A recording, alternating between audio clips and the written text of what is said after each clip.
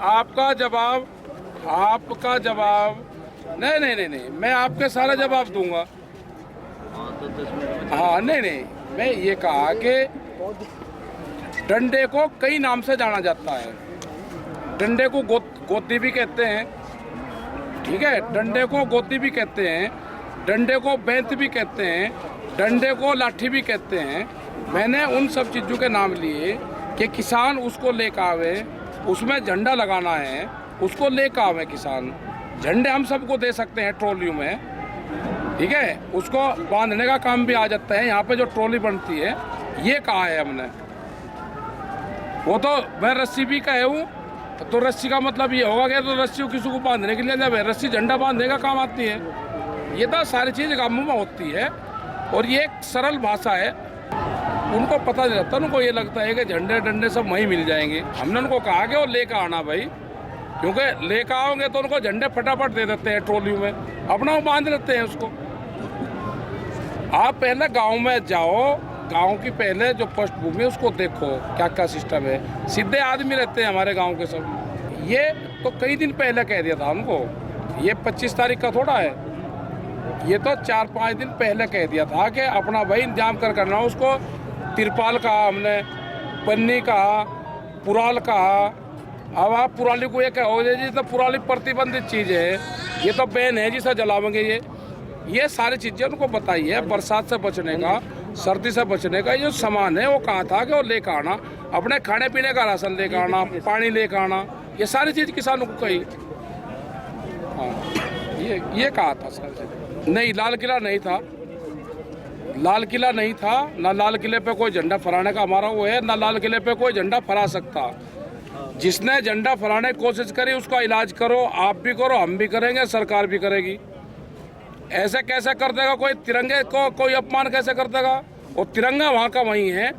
उसने एक धार्मिक झंडा फहराने की कोशिश करी, पंजाब और सिखिज्म को अलग करने की देश से कोशिश करी, उसके खिलाफ कार्रवाई हो। ये एक बड़ा षड्यंत्र था जिससे किसानों ने बहुत सूझबूझ से काम लिया। यहाँ के जो दिल्ली पुलिस के जो नौजवान थे उन्होंने सूझबूझ से काम लिया और बहुत बड़ी उससे इन लोगों को वहाँ से सब रास्ते दिए। सब लोग 5 बजे तक पूरी दिल्ली खाली हो चुकी थी। नहीं, ठीक करे हमने, रात भी पुलिस को दिया।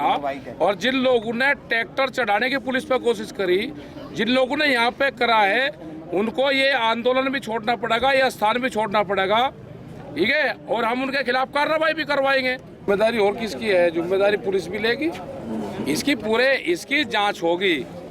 मतलब जौन सा रूट दे दिया पुलिस ने, कंफर्म हो गया, उस रूट पे बैरिकेटिंग होंगे और दिल्ली जाने का रास्ता खोलना दोगे।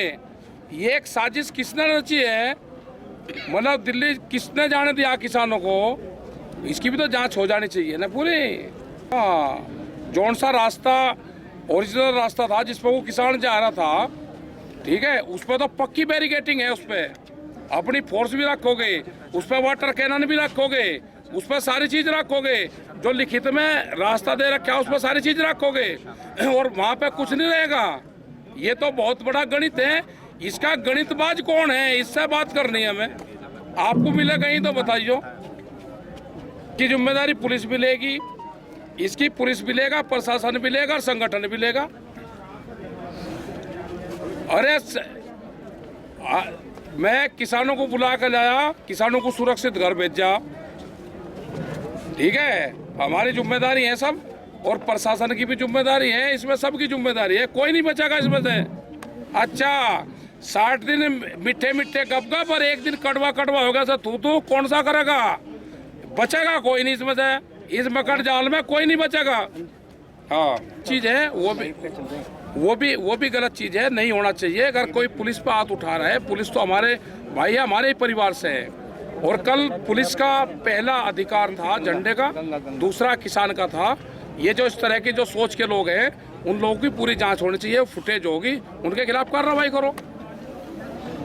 हम तो रास्ते में तो लोगों को रोक रहे, वहाँ से अपील की जरूरत है। लोगों को वहाँ से निकाल रहे, पहले उनको रास्ते बता रहे हैं। कहा कि कोई हमारे लोग हंगामा नहीं कर रहे थे, वे कुछ लोग कहीं चले गए होंगे भटक के। ये सब रोड कन्फ्यूजन में भटके हुए लोग थे सब। ठीक है। और ये दिल्ली गए, दिल्ली से फिर पुलिस ने हमारी उनसे बात हुई, उनको कहा भाई इनको दिल्ली से बाहर निकलने के रास्ते आप बताओ, क्योंकि सड़कें यहाँ की बड़ी कन्फ्यूजन सड़कें हैं सारी दिल्ली की।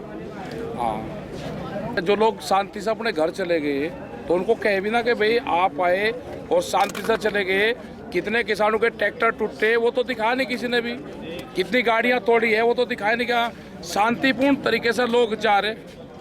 हाँ, नहीं, बगैर बैरिकेटिंग के ट्रैक्टर तोड़े सारे। ये खड़े ट्रैक्टर यही 400 से ज़्यादा ट्रैक्टर तोड़े हैं और 400-500 गाड़ियाँ तोड़ी है। वो भी दिखा दो एक बार, जरा देश को पता तो चल जाए। कुछ नहीं हुआ। ये जो बड़ी साजिश चल रही है ना कि इसे कमज़ोर करके और इसे उलझा लो। हमारा इशू है, 3 बिल इशू है हमारे, MSP का कानून इशू है, ठीक है। हाँ, ये है, इस पे सरकार अपना बात करे। जब 1 आध महीने में उनको फुर्सत हो जाए तो उसमें बात कर ले।